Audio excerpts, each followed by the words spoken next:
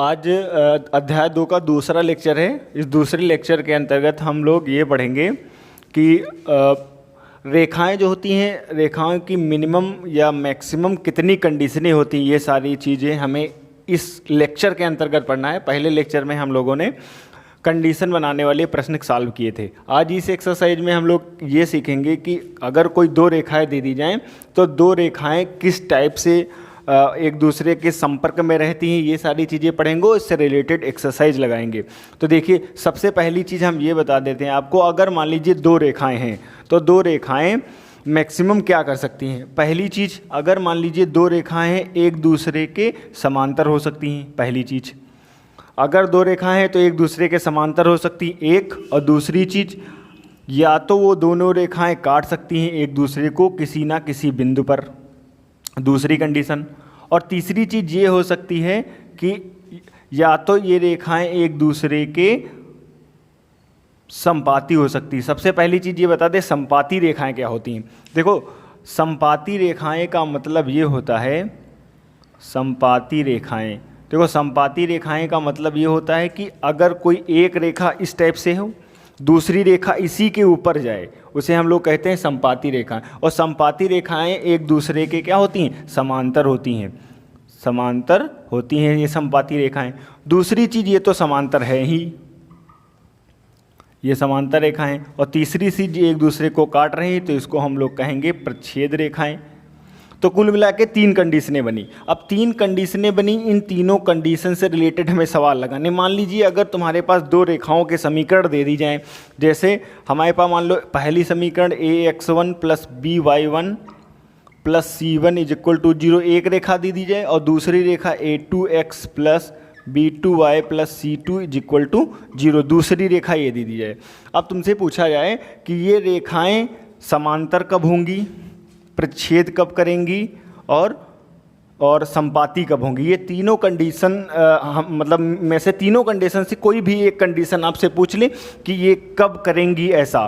और एक चीज़ इस जो एक्सरसाइज में हमें ये भी चीज़ पढ़नी है कि अगर कोई रेखा समांतर है तो उसके कितने हल होंगे, या कोई हल नहीं होगा, या अनंत रूप से कितने हल हो सकते हैं, ये चीज़ें हमें पढ़नी है।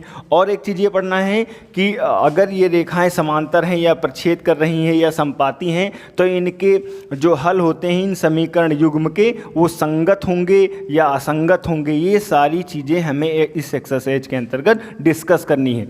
फिर इसके बाद हम लोग क्या करेंगे, अभी तक हम लोगों ने ये नहीं सीखा है कि किसी भी समीकरण को हल किस प्रकार किया जाता है। अब थोड़ा थोड़ा नॉर्मली तो हम लोग हल कर लेते होंगे क्वेश्चन कि अगर मान लीजिए हमारे पास कोई दो समीकरणें दे दी जाएं, इस समीकरण को हल करने के लिए हम लोगों ने 9th में छोटी छोटी तरीक़ों से हल किया होगा किसी भी तरीके से। तो अब हम इस एक्सरसाइज के बाद पढ़ेंगे कि प्रतिस्थापन विलोपन वज्र क्या होती है। आज इस एक्सरसाइज के अंतर्गत हम लोग ये डिस्कस करेंगे कि जो रेखाएँ होती हैं समांतर कब होंगी, संपाती कब होंगी, प्रच्छेद कब करेंगी, उनके हल कितने हो सकते हैं या परिमित रूप से कितने हल होंगे, और वो जो रेखाओं के युग्म हैं वो संगत कब होंगे, असंगत कब होंगे। तो एक चार्ट के माध्यम से हम लोग समझने की कोशिश करेंगे कि अगर ये दो रेखाएं दे दी जाएं। सबसे पहली चीज़ हम ये बता दें कि मान लीजिए अगर हमारे पास दो रेखाएं हैं, पहली रेखा ax1 plus by1 plus c1 is equal to 0, दूसरी रेखा है ax2 plus by2 plus c2 बराबर 0। ये दूसरी हमारी रेखा है। इन दोनों रेखाओं में सबसे पहली चीज़ ये समझ लीजिए कि गुणांक क्या होते हैं। ये सभी को पता है कि जो x के आगे लिखा होता है वो x का गुणांक होता है, और y के जो आगे लिखा होता है वो y का गुणांक होता है, और अचर पद हमारा शेष होता है। अब देखिए, सबसे पहली चीज़, इन दोनों रेखाओं के गुणनखंड से मतलब नहीं है आप लोगों को, केवल मतलब है गुणांकों से। इनके गुणनखंड से हमसे नहीं मतलब, ना हमें x y से मतलब है और ना ही इनके x और y की वैल्यूशन से मतलब है। मतलब हमें ये केवल इतना ध्यान देना है कि अगर कोई दो रेखाएं दे दी जाएं तो उन दोनों रेखाओं के गुणांकों से मतलब रखना है। एक चीज़ ये ध्यान रखना, अगर सबसे पहली चीज़, अगर इन दोनों रेखाओं के गुणांकों का अनुपात निकाला जाए दोनों गुणांकों का अनुपात अगर निकाला जाए तो सबसे पहली चीज़ कंडीशनें हो सकती हैं केवल तीन। पहली कंडीशन क्या हो सकती है कि जो A1/A2 है वो बराबर हो सकता है B1/B2 के, और वो भी बराबर हो सकता है C1/C2 के। तो ध्यान ये देना कि अगर ये तीनों आपस में बराबर हैं, क्या हैं, तीनों आपस में अगर बराबर हैं तो वह रेखा क्या होगी, समपाती होगी। ध्यान देना ये कि अगर तीनों गुणांक आपस में बराबर हैं तो वह रेखा समपाती होगी, और उसके हल कितने होंगे, उसके कितने हल होंगे, अनंत हल होंगे या अद्वितीय हल होगा, इसके अनंत हल होंगे। और तीसरी चीज, वह रेखा संगत भी होगी, वह रेखा असंगत होगी, वह रेखा असंगत होगी। अब एक चीज देख लीजिए, पहली कंडीशन तो समझ में आ गई होगी कि अगर कोई दो रेखाएं दे दी जाएं तो दो रेखाओं में अगर ये तीनों गुणांक आपस में बराबर हैं तो वह रेखा समपाती होगी।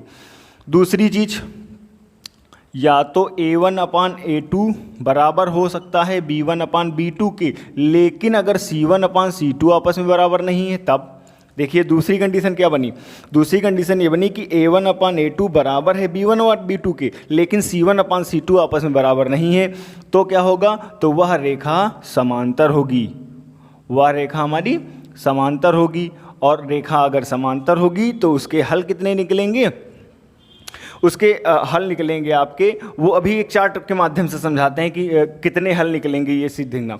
फिर तीसरी कंडीशन क्या हो सकती है कि देखो, पहली कंडीशन कि ये तीनों आपस में बराबर हो सकते हैं, दूसरी कंडीशन कि कोई दो बराबर हो सकता है, और तीसरी कंडीशन अगर तीनों ना बराबर हों, मतलब A1/B2 भी बराबर ना हो B1/C2 के, और ये भी बराबर ना हो C1/C2 के, तब रेखाएं तुम्हारी क्या होंगी, तब रेखा तुम्हारी प्रच्छेद करेगी, और इसका केवल और केवल एक हल निकलेगा, इसका केवल और केवल एक हल निकलेगा। ध्यान दीजिए, इसका केवल एक हल इसलिए होता है, इसका केवल एक हल इसलिए होगा, देखो सबसे पहले सारी चीज़ें समझाते हैं।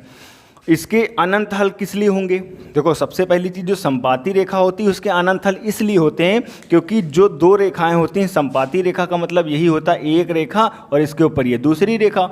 अब ये दोनों रेखाएं एक दूसरे को प्रच्छेद करती हुई जा रही हैं, अर्थात पता ये नहीं पता है आप लोगों को कितने बिंदु पर स्पर्श करेगा, जितने बिंदु पर स्पर्श करेगा उतने उसके हल होंगे। समान संपाती रेखा की कंडीशन हो गई। तो आई होप समझ में आ गई होगी कि अगर एक रेखा इसी के ऊपर दूसरी रेखा कोई जा रही है तो पता नहीं कितने बिंदु पर स्पर्श करे, और जितने बिंदु पर स्पर्श करेगा उतने उसके हल होंगे। तो ये संपाती के हल हो गए। इसका मतलब इसके कितने हल होंगे, अनंत रूप, बहुत सारे हल होंगे, अनंत हल होंगे। और ये समांतर रेखा होती है, समांतर रेखा की कंडीशन क्या होती है, समांतर रेखा की कंडीशन ये होती है कि कोई दो रेखाएं एक दूसरे पर जब तक स्पर्श ही नहीं करेंगे, तो स्पर्श नहीं करेंगे तो पक्का, जब स्पर्श नहीं करेंगे तो उसके हल ही नहीं होंगे। अब देखो, जब तक ये स्पर्श नहीं करेगा तब तक कोई इसके स्पर्श बिंदु नहीं निकलेगा, स्पर्श बिंदु नहीं निकलेगा तो उसका कोई हल नहीं होगा। तीसरी चीज, जो ये प्रच्छेद करेंगी रेखाएं, तो रेखाएं दो ज़्यादा से ज़्यादा एक बिंदु पर प्रच्छेद कर सकती हैं बस, या तो इसको यहाँ पर काट सकता है, या तो यहाँ पर काट सकता है, या तो कहीं पर भी काट सकता है। तो कुल मिला के इसकी केवल एक बिंदु पर स्पर्श करेगा, और एक बिंदु पर स्पर्श करेगा तो पक्का मान लो कि जो इसका हल होगा केवल और केवल कितना होगा, एक हल होगा। ये हो गए। अब एक हम चार्ट के माध्यम से समझते हैं कि किस टाइप से कौन सी रेखा पर क्या हल होगा, संपाती होगी, समांतर होगी, प्रच्छेद होगी, कितने हल होंगे, संगत होगा, असंगत होगा कि नहीं। एक चार्ट के माध्यम बनाते हैं, चार्ट देखिए एक चार्ट के माध्यम से। हाँ, तो देखिए जैसा कि ग्राफ बना हुआ है, एक डायग्राम बना हुआ है, या ऐसा कह सकते हैं तालिका के माध्यम से समझते हैं। अब देखिए सबसे पहली चीज़, अगर मान लीजिए कोई हमारे पास दो रेखाएं युग्म दे दी जाएं, जैसे दो रेखाएं युग्म, इसमें लिखा हुआ है कि A1x + B1y + C1 = 0 और A2x + B2y और +C2 = 0, दो रेखाएं दे दी गई हैं। अब इन दोनों रेखाओं के अनुपात में अगर A1/A2 का मान B1/B2 के बराबर नहीं होगा तब क्या होगा, तब वह रेखा प्रच्छेद करेगी। इसका ग्राफीय गुण क्या होगा, तब रेखा वो प्रच्छेद करेगी। और बीजगणितीय गुण क्या होगा, वह केवल और केवल उसका एक हल होगा। केवल और केवल कितना हल होगा, एक हल होगा। दूसरी चीज़ क्या हो सकती है कि अगर A1/A2 = B1/B2 = C1/C2, ये तीनों गुणांक जो अगर आपस में ये बराबर हैं तब रेखाएं समांतर तो होंगी। ये ध्यान रखना कि संपाती रेखाएं समांतर होती हैं तब रेखाएं का गुण जो ग्राफीय गुण होगा वो होगा संपाती, और संपाती गुण के कारण इसका जो बीजगणितीय गुण होता है उसका होता है अनंत हल। इसके बहुत सारे हल होंगे। फिर तीसरी चीज़ क्या है, अगर ये रेखाएं हैं A1/A2 बराबर है B1/B2 के, लेकिन C1/C2 आपस में बराबर नहीं है, तब क्या होगी, तब रेखाएं समांतर होंगी और उसका कोई हल नहीं होगा। अब बात करते हैं ये चीज़ तो स्क्रीनशॉट ले लीजिए समझने के लिए। अब सबसे पहली चीज़ ये बता दें कि ये चीज़ तुम कब जान पाओगे कि ये रेखाएं संगत कब होंगी और असंगत कब होंगी। तो बहुत ही मस्त इसका एग्जाम्पल है, याद रखना।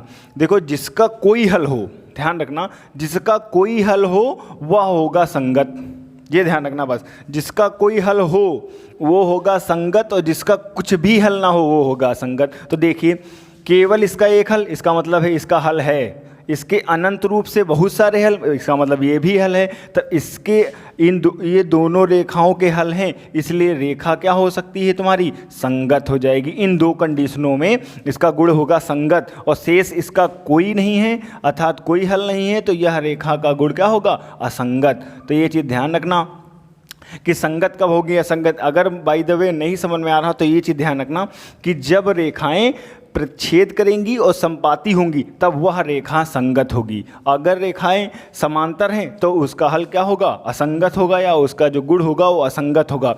ये एक टेबल के माध्यम से हम लोग समझ गए। अब इसे समझते हैं इससे रिलेटेड एक्सरसाइज। जो एक्सरसाइज है 3.2 के नाम से चलती है। तो उस एक्सरसाइज में जैसे मान लीजिए हमारा पहला क्वेश्चन लिखा हुआ है, एक्सरसाइज 3.2 का पहला क्वेश्चन लिखा हुआ है। पहला क्वेश्चन कह रहा है कि अनुपातों A1/A2 बराबर B1/B2 C1/C2 की तुलना कर ज्ञात करो कि जो निम्न रेखा युग्म है वो समांतर, प्रच्छेद, संपाती कब होंगी। तो देखिए 3 क्वेश्चन हमारे पास लिखे हुए हैं। ये एक्सरसाइज 3.10 कक्षा 10 NCERT पब्लिकेशन बुक की है। तो इसमें सबसे पहला क्वेश्चन हम लोग सॉल्व करते हैं और 2 क्वेश्चन आप लोगों को सॉल्व करने हैं। तो देखिए, जैसे पहला क्वेश्चन है सॉल्व का क्या करना है, सबसे पहले ये चीज़ ध्यान रखना, जो ये आगे गुणांक लिखा होता है ये होता है हमारा A1, तो A1 बराबर लिख देंगे 5, और A2 बराबर क्या है, -4, तो यहाँ लिख देंगे जो B1 है वो बराबर है -4, और C1 हमारा कितना है, यहाँ C1 हो जाएगा आपका 8।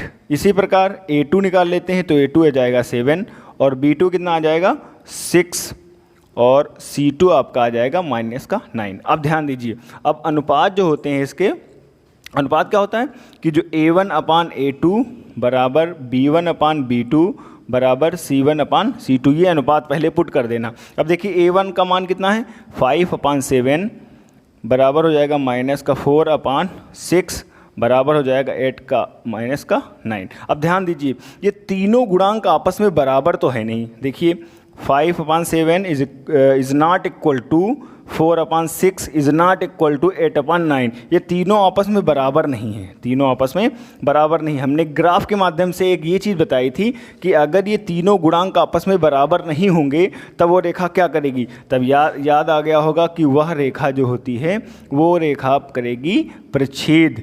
तो लिख सकते हैं कि रेखाएं प्रच्छेद करेंगी और उसके हल कितने होंगे, केवल और केवल एक हल होगा, केवल एक हल होगा, केवल उसका एक हल होगा। बस ये क्वेश्चन आपका लग गया। बिल्कुल इजी क्वेश्चन है ये क्वेश्चन। पहला हमने लगा दिया है कि किस टाइप से लगाते हैं, इसी सेम टाइप से आप लोगों को दूसरा क्वेश्चन और तीसरा क्वेश्चन कर लेना है। ठीक, बढ़ते हैं दूसरे क्वेश्चन की ओर। जैसा कि क्वेश्चन हमारा है कि एक आयताकार बाग जिसकी लंबाई चौड़ाई से 4 मीटर अधिक है का अर्ध परिमाप 36 मीटर पता है, तो बाग की बीमाएँ ज्ञात करना है। देखो, सबसे पहली चीज़ ये समझ लेते हैं कि जो ये कंडीशन वाले प्रश्न होते हैं, हमने पहले लेक्चर में ये चीज़ बताई थी कि जो कंडीशन वाले प्रश्न होते हैं उसको सॉल्व कैसे करते हैं। सबसे पहली चीज़ ये देख लिया करो कि इसमें पात्र कितने हैं। तो उसमें पात्र टोटल हैं आपके 2, एक तो लंबाई है और दूसरी क्या है, चौड़ाई है। तो तुरंत मान लेना, कंडीशन देखो ये भी दी गई है कि जो लंबाई है वो चौड़ाई से 4 मीटर अधिक है। अब देखिए, सबसे पहले आप लोगों को सॉल्व करने के लिए क्या करना है, जो पात्र दिए गए हैं उसको पहले मान लेना, क्योंकि हम सेकंड वेरिएबल पढ़ रहे हैं। सेकंड वेरिएबल का मतलब होता है 2 चर, उसमें 2 चर माना है। तो क्या काम करेंगे, माना जो बाग की लंबाई है, बाग की लंबाई मान लेते हैं कितनी है, x मीटर है। इसी प्रकार क्या करेंगे, तथा जो चौड़ाई होगी, चौड़ाई की लंबाई या सॉरी उल्टा हो गया, तथा चौड़ाई मानेंगे कितनी है, y मीटर। अब क्या करेंगे, अब प्रश्नानुसार जो प्रश्न कह रहा है वो प्रश्न के अकॉर्डिंग हम लोगों को काम करना है। तो प्रश्न क्या कह रहा है कि जो लंबाई है चौड़ाई से 4 मीटर अधिक है, अर्थात लंबाई और चौड़ाई कह रहा है बराबर होंगी, लेकिन कब बराबर होंगी, लंबाई चौड़ाई से 4 मीटर अधिक है, तो लंबाई चौड़ाई कब बराबर होंगी, जब लंबाई में 4 जोड़ दिया जाएगा तभी। तो इसका मतलब एक कंडीशन हमें बन गई, समीकरण 1 इसको मान लेते हैं। अब क्या करेंगे, दूसरी कंडीशन दी गई का अर्ध परिमाप 36 मीटर है। तो ध्यान दीजिए, चूँकि आयत का जो परिमाप होता है, आयत का परिमाप होता है वो बराबर होता है 2 लंबाई प्लस चौड़ाई के।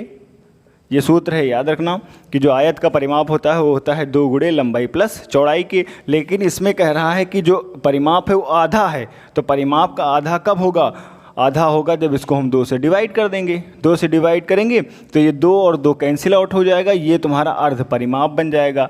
तो जो अर्ध परिमाप है वो बराबर हो जाएगा आपके लंबाई प्लस चौड़ाई के। ये तुम्हारा परिमाप बन गया। अर्ध परिमाप हमारा पता है 36 है, बराबर लंबाई कितनी पता है x मीटर, और प्लस चौड़ाई कितनी है y मीटर। इसको मान लेते हैं समीकरण 2। अब ध्यान दीजिए कि जो y का मान समीकरण 1 से x प्लस 4 है, यहाँ कर दीजिए पुट। तो लिखेंगे समीकरण 1 और 2 से, समीकरण 1 और 2 से क्या हो जाएगा, यहाँ x प्लस वाई के स्थान पे हम लोग समीकरण 1 से मान रख सकते हैं x plus 4 is equal to 36। अब इन दोनों को ऐड करो तो हो जाएगा 2x, और ये 4 उधर भेज दो, कितना बचेगा 32। देखो 36 से 4 चला जाएगा, बचेगा 32। 2 इसको काट दीजिए तो x बराबर आ जाएगा 16 मीटर। इसका मतलब ये है कि जो हमारी लंबाई है वो 16 मीटर आ गई। अब चौड़ाई का मान निकालने के लिए हम लोग क्या करेंगे, समीकरण 1 में इसका मान रख दीजिए। तो रख दीजिए समीकरण 1 में y बराबर मान निकाल लीजिए, तो हो जाएगा y बराबर x का मान पता है 16 और प्लस इसमें 4 ऐड कर देंगे तो हो जाएगा y बराबर 20। अब ये तुम्हारी जो बीमाएँ निकल के आई हैं, अतः जो आयत होगा, आयत की लंबाई 16 मीटर होगी और चौड़ाई 20 मीटर होगी। ये हो गया हमारा एक्सरसाइज। इस एक्सरसाइज के बाद हम लोग पढ़ेंगे प्रस्थापन, विलोपन और वज्र।